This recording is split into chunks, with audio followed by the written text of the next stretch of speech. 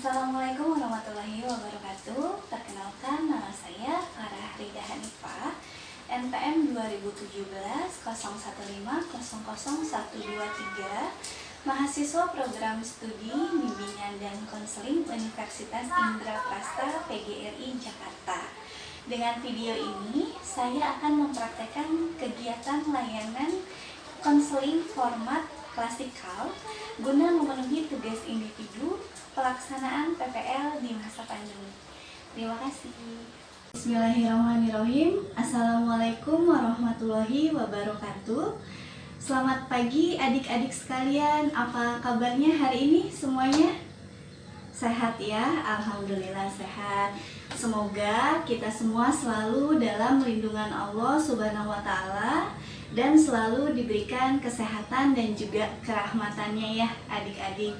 Baik, Ibu merasa sangat senang dan bahagia berada dalam ruangan kelas ini bersama dengan adik-adik sekalian. Dan tentunya kita akan sama-sama melakukan suatu kegiatan yang amat bermanfaat dan juga menyenangkan.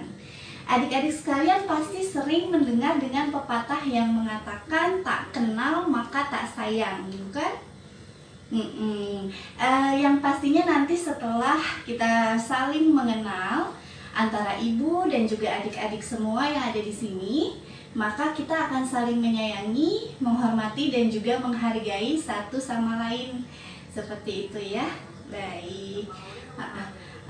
Di sini untuk itu ibu ingin memperkenalkan diri terlebih dahulu. Nama ibu adalah Farah Rida Hanifah. Ibu biasa dipanggil Ibu Farah. Ibu berasal dari kota Depok, dekat ya dari Jakarta ya. Ibu adalah mahasiswa program studi bimbingan dan konseling Universitas Indraprasta PGRI Jakarta. Mungkin ada yang tahu Unindra ini di mana? Iya, di dekat Pasar Rebo ya. Iya benar. Baik, adik-adik sekalian, dalam kesempatan kegiatan kali ini kita akan melakukan salah satu layanan dalam bimbingan konseling, yaitu layanan informasi. Nah, layanan informasi di sini maksud dan tujuan dari layanan informasi ini adalah dikuasainya informasi tertentu oleh peserta kegiatan layanan informasi, yaitu adik-adik semua, di mana nantinya informasi tersebut digunakan oleh adik-adik untuk keperluan hidup sehari-hari dan perkembangan diri. Nah, untuk itu ibu berharap adik-adik sekalian dapat memahami informasi dengan berbagai seluk-beluknya sebagai penguasaan informasi tersebut dan dapat digunakan untuk pemecahan masalah, untuk mencegah timbulnya masalah, dan mengembangkan potensi yang ada. Seperti itu. Nah, sebelumnya ada yang tahu apa itu layanan informasi? Nah, dalam menjalani kehidupan dan perkembangan dini, individu memerlukan berbagai informasi, baik untuk perencanaan kehidupan sehari-hari saat ini maupun untuk perencanaan kehidupan di masa depan. Individu bisa mengalami masalah dalam kehidupannya di masa depan karena tidak menguasai dan tidak mampu mengakses informasi-informasi tersebut, seperti itu. Nah, layanan informasi itu apa sih gitu ya? Pasti pada yang bertanya-tanya adik-adik semua di sini. Kalau gitu ibu jelasin ya. Layanan informasi menurut Praitno dan Erman Amti adalah kegiatan yang memberikan pemahaman kepada individu-individu yang berkepentingan tentang berbagai hal yang diperlukan untuk menjalani suatu tugas atau kegiatan atau menentukan arah suatu tujuan atau rencana yang dikehendaki. Dengan demikian, layanan informasi itu pertama-tama merupakan perwujudan dari fungsi pemahaman bimbingan konseling ini, gitu ya. Lalu Dengan kata lain, layanan informasi ini adalah salah satu kegiatan dalam bimbingan konseling yang mampu mencakup kegiatan lainnya. Karena dalam layanan ini memberikan informasi, pastinya itu baik informasi pribadi, sosial, belajar maupun informasi karir untuk kedepannya. Hal ini secara tidak langsung dapat menyelesaikan masalah yang dialami siswa secara keseluruhan. Nah, layanan informasi ini pun dapat menambah wawasan siswa, mengenali dirinya sendiri, dan mampu menata masa depan dengan sebaik mungkin. Gitu. Pasti bertanya-tanya, kita mau bahas apa gitu ya untuk hari ini topiknya. Adik-adik sekalian, topik yang kita bahas dalam kesempatan kegiatan kali ini adalah mengenai komunikasi efektif. Komunikasi yang efektif. Iya.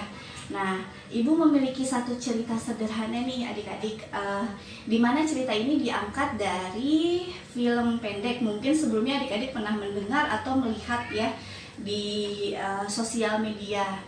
Jadi ceritanya dalam cerita ini ada seorang sopir pribadi di suatu keluarga, sebut saja namanya Pak Ihsan.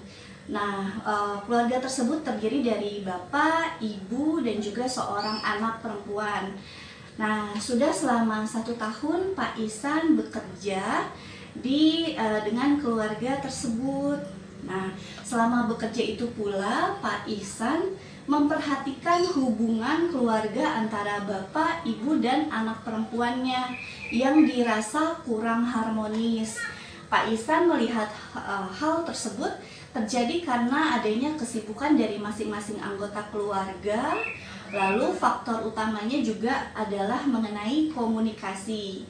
Nah, bapak ini bisa dibilang mungkin seperti pebisnis, ibunya sosialita gitu ya, dan anaknya ini duduk di bangku sekolah.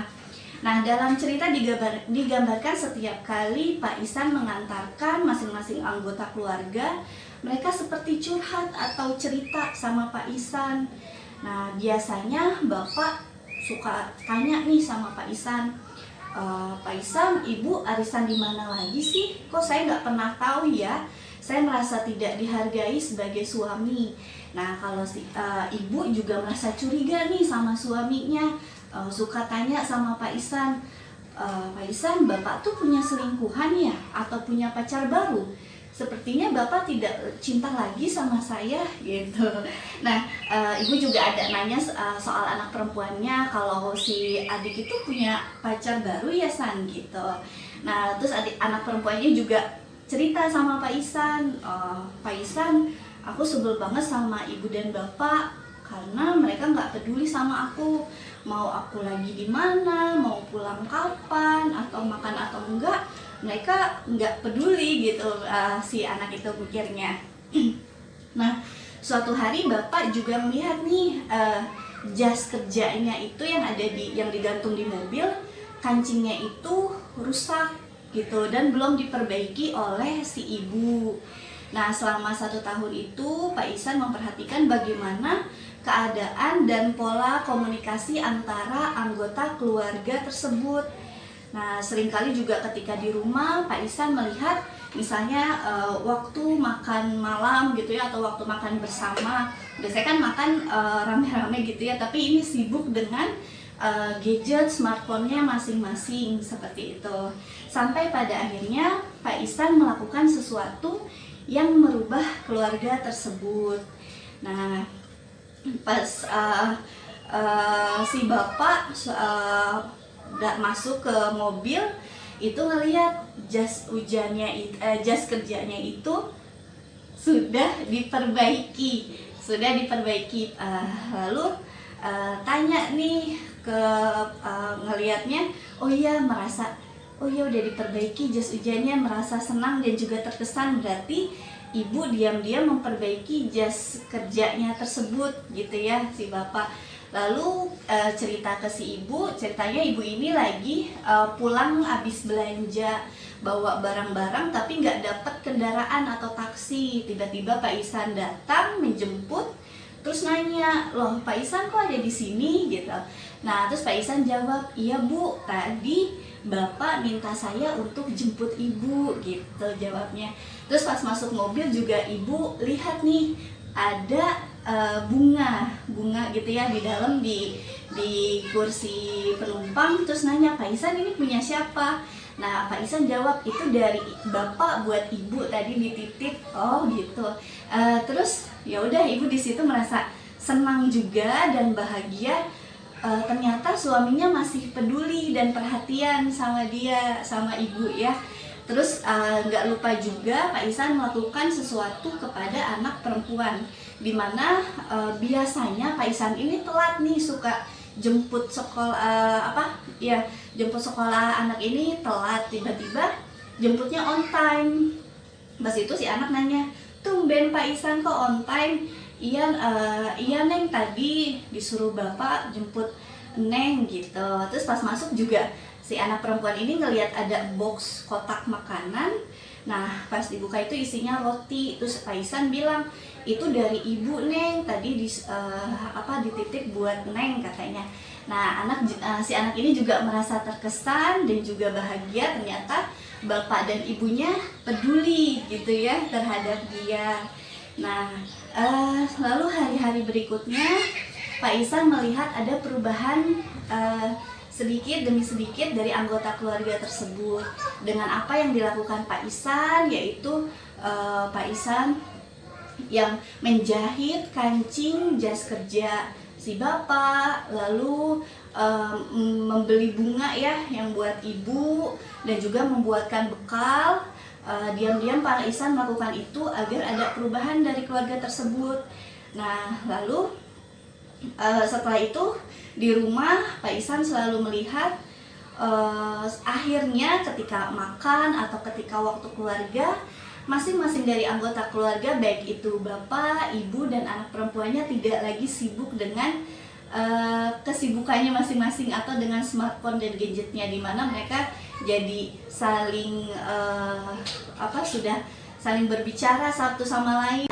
Komunikasi yang efektif dimanapun dan kapanpun sangat diperlukan ya adik-adik, agar dapat membangun hubungan yang baik dengan siapapun. Maka dari itu bisa dimulai dari diri sendiri, keluarga di rumah, teman-teman. Begitu juga dengan adik-adik sekalian, apakah perlu mempelajari komunikasi efektif, lalu mempraktekkan dan menjadikannya sebagai landasan dalam kehidupan sehari-hari? Perlu ya, pasti perlu sekali untuk membangun komunikasi yang efektif tersebut gitu. Adik-adik sekalian, nanti pada saat kita melakukan kegiatan inti dalam layanan informasi ini, Ibu berharap semua prosesnya adik-adik memperhatikan kepatutan yang ada dalam kegiatan ini. Misalnya, adik-adik harus menjaga konsentrasi penuh, fokus terhadap apa yang Ibu sampaikan, lalu duduknya sesuai dengan norma, rapih gitu ya. Lalu ketika ada hal-hal yang mengundang gelak tawa, itu agar disikapi dengan sewajarnya saja ya. Jadi tidak memukul-mukul meja atau mungkin sampai guling-guling di lantai, itu Ibu rasa tidak perlu gitu ya. Nah, agar kegiatan berjalan dengan efektif, perlu juga diperhatikan bagaimana aturan dan tata cara mengikuti kegiatan layanan informasi ini ya adik-adik. Nanti di awal kegiatan inti, Ibu akan berikan penjelasan mengenai topik yang akan kita bahas, dan sudah disinggung di awal tadi ya mengenai komunikasi efektif. Kemudian selama Ibu menerangkan, silahkan diperkenankan untuk bertanya dengan cara mengangkat tangannya terlebih dahulu, lalu nanti Ibu persilahkan untuk mengajukan pertanyaannya. Setelah itu pun Ibu mempersilahkan adik-adik untuk membuat kelompok kecil, di mana masing-masing kelompok nantinya akan mendiskusikan tentang apa yang telah kita bahas dalam kegiatan layanan informasi ini. Lalu setelah selesai berdiskusi, perwakilan kelompoknya nanti diharapkan untuk presentasi, memaparkan atau menjelaskan kembali apa hasil diskusinya. Nah, kelompok lainnya bisa menanggapi satu sama lain gitu. Bagaimana adik-adik sudah paham ya mengenai layanan informasi ini? Sudah ya sejauh ini? Baik, sebelum memulai kegiatan layanan informasi ini, alangkah baiknya jika kita berdoa terlebih dahulu ya adik-adik, agar apa yang ibu sampaikan dan apa yang kita diskusikan pada pagi hari ini dapat berjalan dengan lancar, apa yang ibu sampaikan pun dapat diterima oleh adik-adik, diserap, disimpan, lalu yang terakhir pasti direalisasikan di kehidupan adik-adik sehari-hari. Baik, mari kita berdoa menurut kepercayaan masing-masing. Berdoa dimulai. Berdoa selesai. Baik adik-adik sekalian, topik yang akan kita bahas kali ini adalah mengenai komunikasi efektif. Apa sih arti dari komunikasi efektif itu? Ada yang tahu adik-adik? Iya, berjalan dengan lancar gitu ya. Baik, jadi kegiatan komunikasi ini sudah menjadi bagian besar kegiatan kita sehari-hari, mulai antar teman, pribadi, kelompok, organisasi, atau massa. Jika dilihat lebih teliti lagi, banyak kegagalan dari komunikasi yang kita lakukan. Bisa jadi bentuknya karena tujuan yang kita inginkan belum tercapai, misalnya tercapai kesepahaman, bertambahnya informasi, perubahan sikap pada teman atau orang lain. Nah, komunikasi efektif ini terdiri dari dua kata, yaitu komunikasi dan juga efektif. Komunikasi sendiri berasal dari kata Latin communicatio yang berarti menjadikan suatu milik bersama. Nah, sama di sini itu maksudnya adalah sama maknanya, gitu ya. Jadi apa artinya itu sama? Dikatakan berkomunikasi jika antara dua orang atau lebih terlibat menggunakan bahasa, misalnya dalam bentuk percakapan berlangsung, ada kesamaan makna mengenai materi yang diperbincangkan. Jadi lebih jelasnya, komunikasi itu suatu proses ketika seseorang atau lebih menggunakan informasi agar terhubung dengan lingkungan dan orang lain. Pada umumnya, komunikasi itu dilakukan secara lisan atau verbal, yang dimana bisa dimengerti oleh kedua belah pihak tersebut. Seperti itu adik-adik ya. Nah, sedangkan untuk efektif sendiri ini berarti merupakan kemampuan kita untuk mendapatkan hasil sesuai rencana atau harapan. Jadi, komunikasi efektif ini adalah pertukaran informasi, ide, perasaan yang menghasilkan perubahan sikap, sehingga terjalin sebuah hubungan baik antara pemberi pesan dan juga penerima pesan. Pengukuran efektivitasnya ini dari suatu proses komunikasi sendiri dapat dilihat dari tercapainya tujuan si pengirim pesan tersebut, gitu ya adik-adik. Nah, kegiatan komunikasi pada prinsipnya adalah aktivitas pertukaran ide atau gagasan. Secara sederhana, kegiatan komunikasi dipahami sebagai kegiatan penyampaian atau juga dan penerima pesan atau ide dari satu pihak kepada pihak yang lain dengan tujuan untuk mencapai kesamaan pandangan atas ide yang dipertukarkan tersebut, seperti itu. Nah, ada elemen-elemen yang terdapat dalam komunikasi. Ada 5 elemen ya di sini. Yang pertama adalah komunikator. Ia adalah orang yang menyampaikan pesan. Lalu yang kedua adalah pesannya itu sendiri, ide atau informasi yang ingin disampaikan. Lalu ada media, sarana komunikasi. Sekarang banyak ya sarana komunikasi, bisa melalui telepon, bisa melalui email, seperti itu. Lalu yang keempat, ini ada audiens atau komunikan, orang atau pihak yang menerima pesan tersebut. Lalu yang terakhir, yang kelima, ada umpan balik. yaitu respon dari komunikan terhadap pesan yang diterimanya. Nah, dalam kehidupan nyata mungkin ada yang menyampaikan pesan atau ide, ada yang menerima atau mendengarkan pesan, ada pesan itu sendiri, lalu ada media, dan tentunya ada respon berupa tanggapan terhadap pesan. Secara ideal, tujuan komunikasi bisa menghasilkan kesepakatan-kesepakatan bersama terhadap ide atau pesan yang disampaikan, seperti itu. Nah, lalu ada juga masuk ke fungsi komunikasi.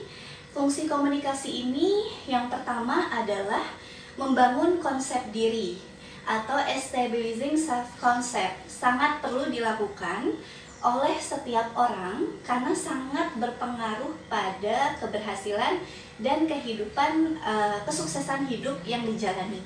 Lalu yang kedua ada eksistensi diri atau self-existence atau keberadaan.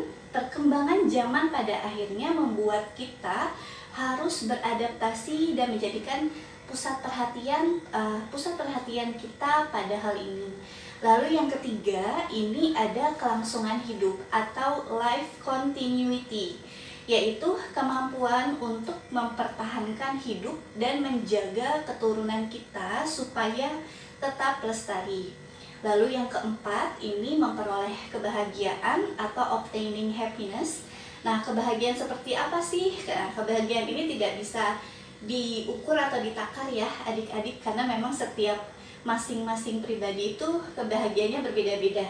Jadi diperoleh kebahagiaan itu yang seperti apa balik lagi kepada diri kita sendiri. Lalu yang terakhir, ini adalah terhindar dari tekanan dan ketegangan atau free from pressure and stress gitu yang kelima ya, untuk fungsi komunikasinya.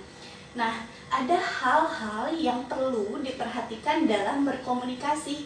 Sebagai makhluk sosial, komunikasi merupakan hal yang paling dekat dengan kita. Lalu, jika pesan yang kita maksudkan tidak sesuai dengan lawan bicara kita, itu artinya apa? Miskomunikasi, betul ya, miskomunikasi. Sebuah komunikasi yang efektif membutuhkan kejernihan pesan, kelengkapan pesan, ekspresi wajah, kontak mata, postur tubuh, dan penampilan fisik secara eksternal, seperti itu. Nah, lalu bagaimana nih membangun sebuah komunikasi efektif tersebut? Nah, ini ada beberapa hal yang sebaiknya jadi pertimbangan untuk dikembangkan. Yang pertama adalah kontak mata. Nah, hal pertama yang dilakukan seorang pembicara yang baik adalah menatap lawan bicaranya dan mengambil jeda untuk memulai sebuah pembicaraan. Ini merupakan salah satu yang membantu menciptakan kesan baik pada lawan bicara. Usahakan mempertahankan kontak mata sepanjang pembicaraan agar lawan bicara, adik-adik sekalian itu tidak merasa diabaikan, gitu ya. Jadi merasa diperhatikan, tidak diabaikan. Lalu yang kedua, ini ada ekspresi wajah. Wajah merupakan cermin kepribadian individual. Ekspresi wajah mengungkapkan pikiran yang sedang melintas pada diri seseorang. Sebagai contoh, sebuah senyum mengungkapkan keramah tamahan, lalu mengangkat alis, ini menunjukkan ekspresi heran, dan mengernyitkan dahi, ini menyampaikan ketakutan dan kegelisahan. Semua emosi dan berbagai macam tingkah manusia diekspresikan dalam emosi yang berbeda yang tergambar di wajah. Jadi saat melakukan komunikasi, tunjukkan ekspresi bahwa kamu tertarik dengan bahan pembicaraan tersebut gitu. Lalu yang ketiga, ini ada postur tubuh. Setiap gerak-gerik tubuh saat berbicara mesti dikoordinasikan dengan kekuatan meyakinkan dari adik-adik. Mereka bisa jadi semacam tambahan untuk cara yang efektif yang dapat ditangkap secara visual daripada verbal. Sebagai contoh, menundukkan kepala menunjukkan penyelesaian pernyataan. Mengangkat kepala ini menunjukkan akhir pertanyaan. Terlalu sering menggerakkan bagian tubuh mengungkapkan sedang bergegas atau kebingungan. Untuk itu, perhatikan ya gerak-gerik adik-adik saat melakukan komunikasi dengan lawan bicaranya. Nah, lalu yang keempat, ini ada selera berbusana. Busana memiliki tugas penting dalam menimbulkan kesan. Orang yang berbusana sesuai dengan struktur tubuh mereka akan nampak lebih menarik. Penampilan fisik seseorang dan busana yang dikenakan membuat dampak pasti pada proses komunikasi. Kita semua berbusana dan mungkin banyak di antara kita tak terlalu memperhatikan, namun hal kecil ini memiliki peran untuk sebuah efektif. Jika kita memperhatikan bagaimana kita berbusana, hal itu akan memperbaiki kemampuan komunikasi kita, gitu. Nah, setelah beberapa tadi informasi ya mengenai komunikasi efektif, mungkin adik-adik ada yang bertanya, gimana sih Bu caranya kita bisa untuk komunikasi efektif itu? Nah, ada tips-tipsnya nih, Ibu ada memberikan tipsnya seputar membangun komunikasi yang efektif. Komunikasi efektif sangat layak untuk adik-adik perhitungkan dalam membangun karir ya untuk kedepannya. Dengan komunikasi yang baik, tentunya akan mendukung segala aktivitas kerja yang kita lakukan. Apalagi bila pekerjaan kita nanti ke depannya melibatkan berbagai bentuk presentasi, rapat, lobby, penyuluhan, dan lain-lain. Bidang pekerjaan komunikasi seperti presenter atau sejenisnya sangat ditentukan oleh bagaimana cara kita berkomunikasi dalam menyampaikan sesuatu. Banyak faktor yang dapat membuat apa yang kita sampaikan itu lebih berkualitas, seperti kesiapan mental, penguasaan bahan, kelengkapan sarana pendukung, dan juga hal-hal lainnya. Ada kalanya adik-adik merasa nervous untuk melakukan sesuatu, malah jadi kehilangan percaya diri dan pikirannya jadi muter-muter gitu ya kemana-mana. Ya udah, ini kita masuk aja. Yang pertama, tips dalam membangun komunikasi yang efektif itu, yang pertama adalah gunakan kalimat seefektif mungkin. Uraikan isi pembicaraan dengan kalimat efektif dan langsung mengena pada sasaran. Hindari mengungkapkan informasi detail yang kurang relevan, seperti tadi sebelum menuju tempat ini saya bertemu famili saya di suatu tempat. Biasanya lawan bicara nggak akan peduli dengan informasi yang tidak berhubungan dengan topik pembicaraan saat itu ya. Hindari penggunaan idiom bahasa yang kurang atau tidak dimengerti lawan bicara adik-adik juga gitu. Lalu masuk yang kedua, ini jangan mengungkapkan pengulangan ide atau pokok bahasan. Jika adik-adik ingin mengungkapkan ide, entah pada guru atau dalam suatu kegiatan belajar mengajar, ketahui lebih dulu apakah ide tersebut sudah pernah diungkapkan oleh yang lain. Jika sudah, lebih baik jangan digunakan lagi ya atau jangan diungkapkan. Karena umumnya orang itu nggak akan tertarik mendengarkan pengulangan sebuah ide tersebut. Nah, aturlah urutan penyampaian agar lebih fokus saat menyampaikannya. Nah, lalu yang ketiga, ini ada ini ya. Lalu yang ketiga, jangan berbicara terlalu lambat. Tutur kata yang terlalu pelan dan lamban hanya akan membuat lawan bicara adik-adik bosan dan tidak sabar. Lagi pula gaya bicara adik-adik yang terlalu pelan akan mengesankan ragu-ragu dan tidak percaya diri. Karena itu, bicaralah dengan nada yang optimis dan penuh percaya diri. Namun yang patut kita ingat, bukan berarti adik-adik harus berbicara dengan cepat atau tanpa ritme. Jadi tetap harus menentukan ritme bicara, di mana harus berbicara dan di mana harus berhenti. Ritme yang tepat dalam berkomunikasi tentunya didapat setelah adik-adik sering melakukan latihan atau pengalaman orasi yang cukup. Nah, lalu yang keempat, ini ada hindari gumaman yang terlalu sering. Gumaman yang terlalu sering hanya akan mengganggu pembicaraan adik-adik. Lagi pula lawan bicara adik-adik akan merasa lelah menunggu kapan pembicaraan selesai. Sebisa mungkin minimalkan atau hilangkan gumaman seperti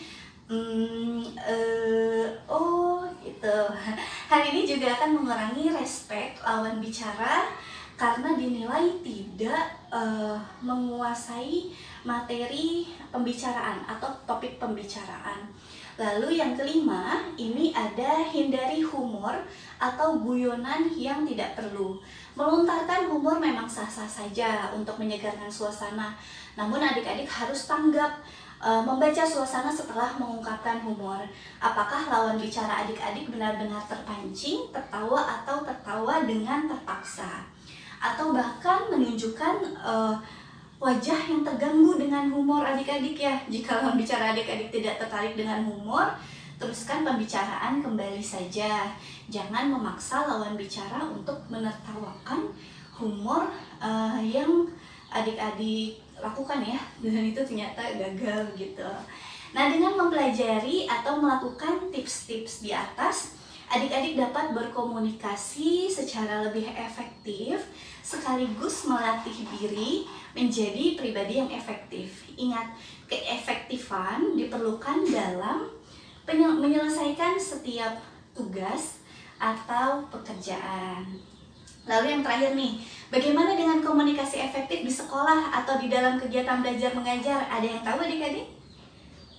Baik, komunikasi efektif yang terjadi antara guru dan siswa diharapkan terjadi dalam kelas saat pembelajaran berlangsung adalah adanya kondisi yang aktif, dinamis, proaktif, dan dikehendaki tanpa adanya gangguan. Dalam kondisi kelas yang demikian itulah siswa diharapkan menjalani proses pembelajaran seperti itu. Nah, lalu kalau siswa berpartisipasi aktif melakukan 5 kegiatan sebagai implementasi dinamika belajar, yaitu berpikir, merasa, bersikap, bertindak, dan bertanggung jawab, atau yang lebih dikenal dengan sebutan BMB3. Efektivitas komunikasi yang menghasilkan siswa yang ber-MB3 tersebut merupakan ujung tombak penentu pencapaian tujuan pada jenjang pendidikan dan akan berimbas pada kualitas siswa dalam menentukan atau mengikuti pendidikan lanjutannya. Seperti itu ya adik-adik. Oleh sebab itu sangat penting guru atau tenaga pendidik mengembangkan proses komunikasi efektif dalam pembelajaran di kelas. Pengembangan keterampilan berkomunikasi efektif pendidik yang menjadi komunikator dan komunikan dalam proses pembelajaran juga harus menjadi salah satu perhatian fokus lembaga pencetak tenaga didik. Nah, kemampuan berkomunikasi efektif peserta didik atau siswa juga dikembangkan tidak hanya di dalam kelas, justru lebih diharapkan itu terarah atau dikembangkan di luar kelas atau di kehidupan bermasyarakat, seperti itu. Baik adik-adik, demikianlah penjelasan atau pemaparan yang telah Ibu berikan ya, atau Ibu sampaikan terkait dengan topik pembahasan kita, yaitu komunikasi efektif. Apakah ada yang ingin ditanyakan? Belum ya? Baik. Seperti yang telah Ibu singgung di awal sebelumnya, setelah pemaparan yang Ibu berikan, Ibu meminta supaya adik-adik membuat kelompok diskusi atau kelompok belajar yang gunanya adalah mendiskusikan mengenai topik materi hari ini yang telah kita pelajari tadi ya, yang telah Ibu sampaikan itu didiskusikan dengan kelompoknya.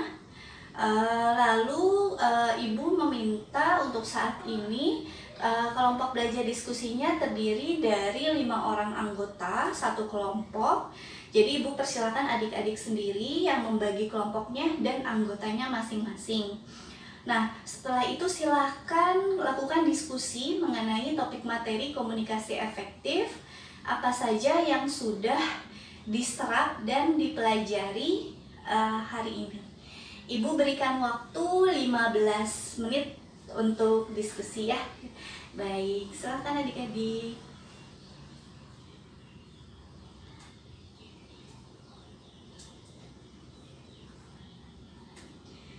Baik adik-adik, kita telah mendengarkan semua pemaparan dari hasil diskusi kelompok ya mengenai topik hari ini, yaitu komunikasi efektif. Ibu sangat senang karena apa yang telah Ibu sampaikan dapat diterima, dicerna dengan baik oleh adik-adik sekalian.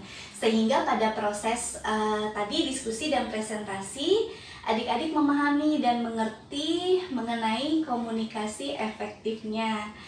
Nah, untuk sedikit merefresh kembali nih, Ibu ada beberapa pertanyaan. Silahkan bagi adik-adik yang mengetahui jawabannya dan ingin menjawab, angkat tangannya ya. Yang pertama, apa sih yang dimaksud dengan komunikasi efektif itu? Iya? Oh ya, benar sekali. Lalu yang kedua, pertanyaannya, kalau tips-tips membangun komunikasi efektif itu bagaimana? Tadi ada berapa? Ada 5, betul. Apa saja?